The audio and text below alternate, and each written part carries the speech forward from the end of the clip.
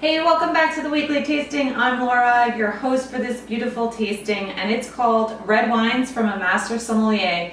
I'm often asked, what wine should I bring to a dinner party? And if my friend loves red wine, what wine should I gift them?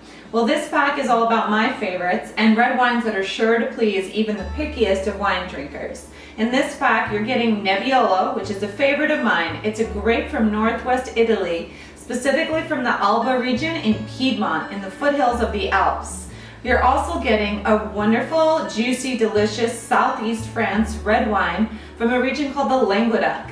This is where you find Syrah and Grenache, and they're blended with other grapes, really peppery and spicy. And then I'm sending a Rioja. It is a Crianza, which is a younger Rioja from north central Spain. And finally, a really delicious Grenache from Barossa Valley in Australia. Your friends are gonna love this pack, because I sure do. Our first wine is called Boschi del Signora, and this is Nebbiolo d'Alba from northwest Italy in Piedmont. I love the beautiful color of Nebbiolo, and I often find that there's no other grape that looks like this color. So if you don't know already, this is a garnet color, which is a shade of orange, and it looks really light. It's almost like Pinot Noir in body, or so it seems by looking at the wine. Nebbiolo is a favorite of mine, and it grows in Barolo and Barbaresco. And what I love about it, it's very pretty and has a lot of aroma. So if you like Pinot Noir, you'll find a lot of the similarities there. It's like a sour red fruit, sour cherry, sour raspberry. It also has a light dustiness or earthy tone. A lot of people will say truffles, and truffles are found also in the region of Alba. Especially a good time to visit is in November during truffle season. So you get that little bit of like moss and dried mushroom and beets and sort of that root vegetable thing. But there's also rose petal, and it's really pretty and potpourri, which is again a signature smell that you often get in Pinot Noir, which is why we feel that aromatically they're similar. But when you take a sip, you'll realize you're not drinking Pinot Noir, and it has so much tannin, as we say, that drying, dusty sensation, like your mouth is completely dry. And that's really where it differs from Pinot Noir. This is a medium plus body wine that's juicy in the red fruit, sour on the finish, but the tannins are really fine and dusty, and it just leaves your mouth wanting another sip, which is why I love this wine. It's a great value and also amazing with food.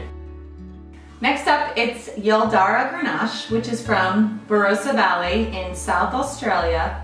And I love Grenache from Australia. I think it's one of the grapes to watch. A lot of people know Syrah or Shiraz from Australia, but I find Grenache to be really exciting, and especially grows well in really warm places like South Australia.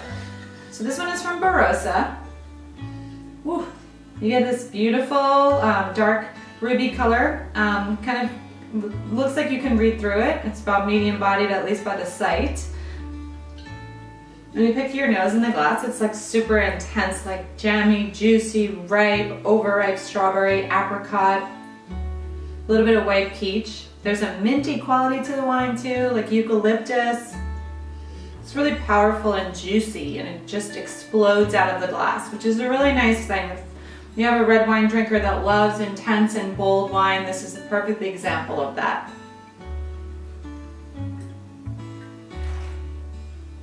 Wow, the palate is, just like the nose suggests, intense with overripe fruit, and juicy and jammy.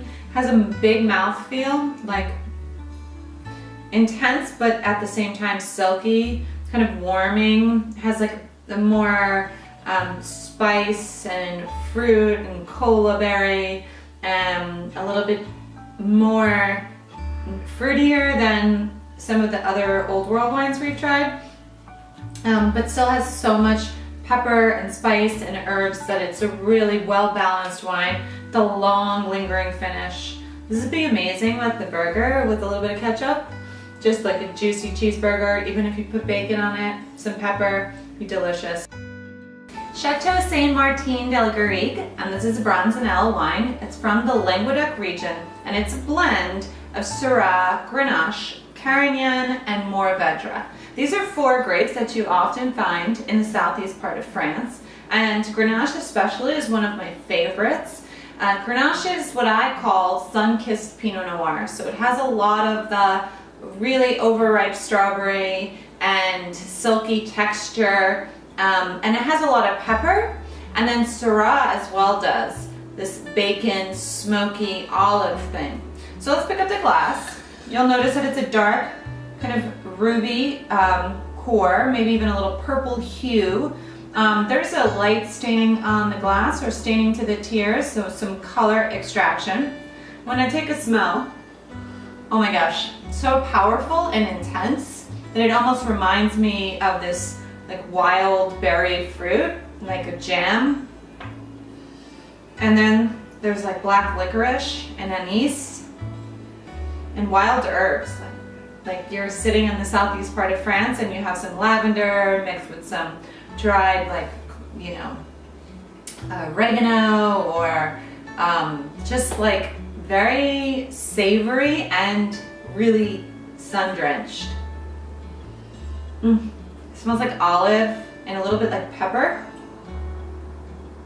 And even some like smoked meat, you know, like a good charcuterie. So on that palate, when you take a sip, very similar to the nose. It's just like a medium body wine, but it's really smooth and silky and deep and intense. Has a lot of juicy fruit and black licorice and sort of an herbal, dusty, earthy finish. This is a crowd pleaser for sure. Let's take a trip to Spain, and north central Spain we find the most famous region. It's called Rioja, named after the river Oja, or the Rio Oja. Rioja is a wine that we find in many different styles, and this particular one, Bodegas de Tomares, is from, it's called a Crianza, which means that the wine is a younger wine that spends a little bit less time in oak than your Reserva or Gran Reserva. So it's a great wine to bring to a dinner party to introduce people to Rioja. This is 100% Tempranillo, and Tempranillo is the grape that is usually the majority of the blend in Rioja. So let's look at the glass.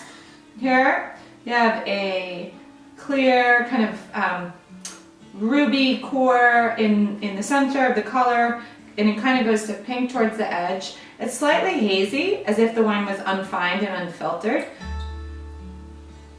On the nose, the wine is powerful. It has black cherry, red plum.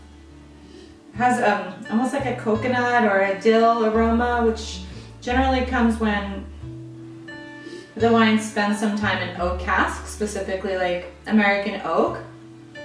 It has this charred vanilla aroma as well.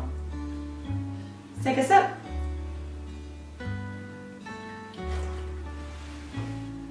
It's a great wine. Medium bodied, medium in acid and tannin. A nice kiss of oak. It spent 12 months in oak. Gives it a rounder texture, and a lot of that like sweet vanilla, charred vanilla, and kind of spice like coconut really rounds out the flavor.